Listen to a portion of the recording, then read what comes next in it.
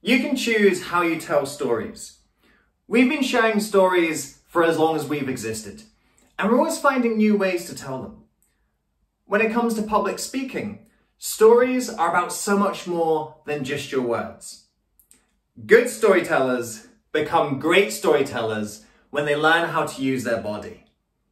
Growing up, I was fascinated with stories. I always had my nose in a book, and from an early age, I always wanted to be an author. I wanted to tell stories because stories had such an impact on me. What I realized as I got older was that books are just one way of telling a story.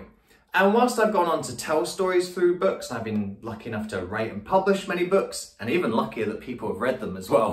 What I've come to recognize is that how you tell a story through a book is not the same way you tell a story through a speech. When I first started speaking, I was essentially trying to public write my stories and focusing a lot on the words and language. And yes, whilst this is really important, with speeches you get that whole other dynamic that you don't get in a book, the body language.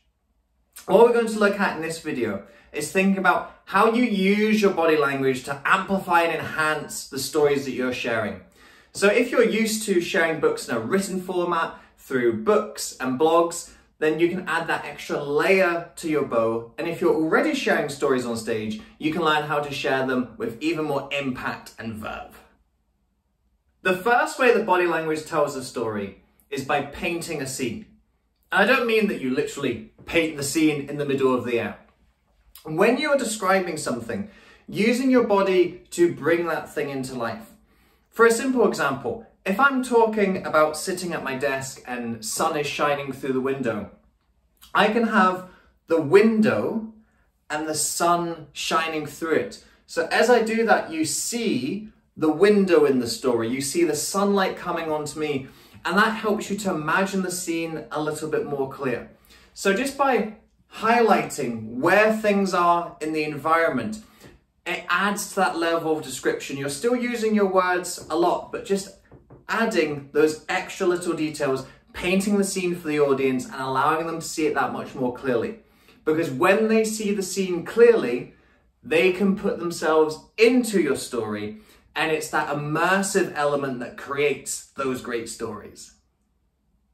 The second factor to think about is demonstrating actions. When you are talking about doing something in a story, or another character is doing something in a story, don't tell us they're doing something, show us they're doing it. So if you are hitting a ball with a bat, show us you're hitting the ball with a bat. If you are sitting in your driving seat, show us that you're sitting in your driving seat. These might seem simple, but again, it's putting the audience into the scene. If they see how you stand when you're hitting the bat, then they can see you in that scenario more clearly.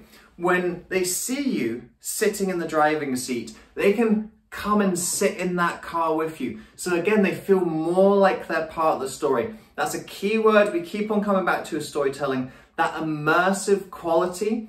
I've got one more body language technique to share with you. Just before I do, if you're wanting to find out a little bit more about how body language and storytelling come together, then I have a lot more information in my Amplify online course.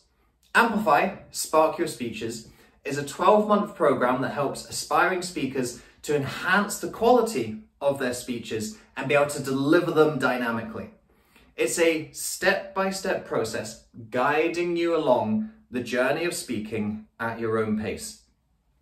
In this 12-month program, we have modules on storytelling and body language, so you can learn a lot more about these principles and have some practical suggestions about how to add them into your speeches.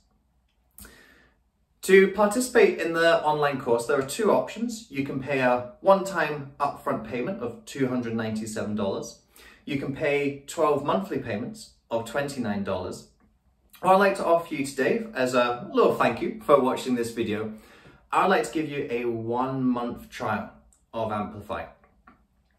Instead of your first month being $29, you can come and try it out for $1.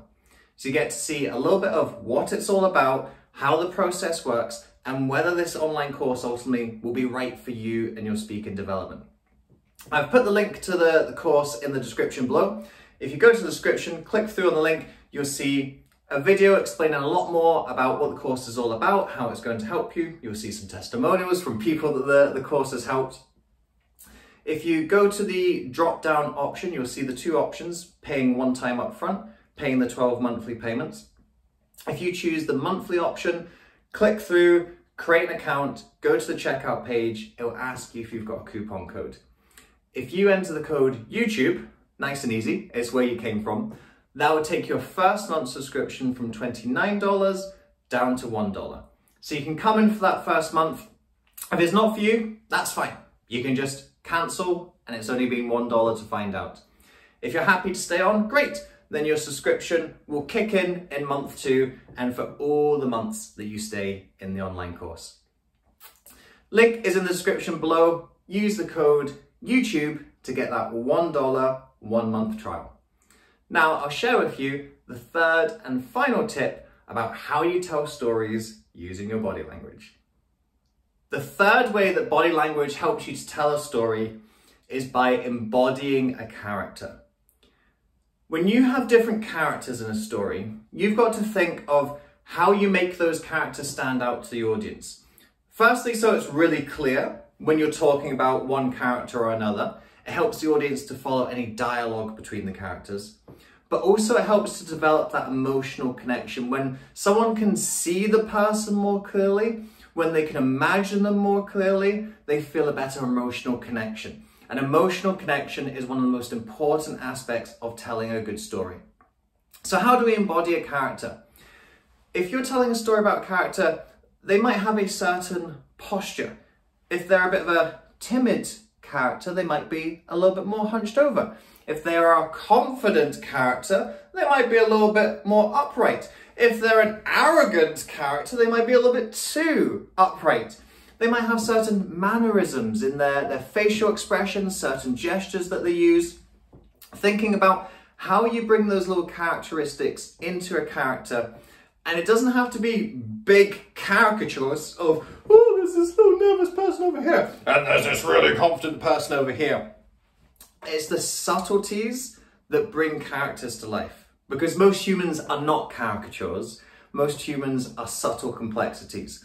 So thinking about how you use your body language to embody those different characters, or to demonstrate the same character in different stages of the journey, brings the audience in, helps them to develop that connection with the characters. And again, going back to our magic word, it makes the storytelling more immersive. They're not listening to the story, they are seeing themselves in your story. They're seeing themselves with the characters that you're describing. That's how body language helps to amplify and enhance our stories. When we're telling story through public speaking, we have this great extra tool that we can bring into the repertoire. When you're just doing it in the books and blogs, you've only got the power of words, as powerful as they are. When you're doing it in this medium, you've still got the words that you're sharing, and you've also got the extra dynamics of the body as well. So make sure you're bringing them in. Make sure you're using them. What story are you going to tell next?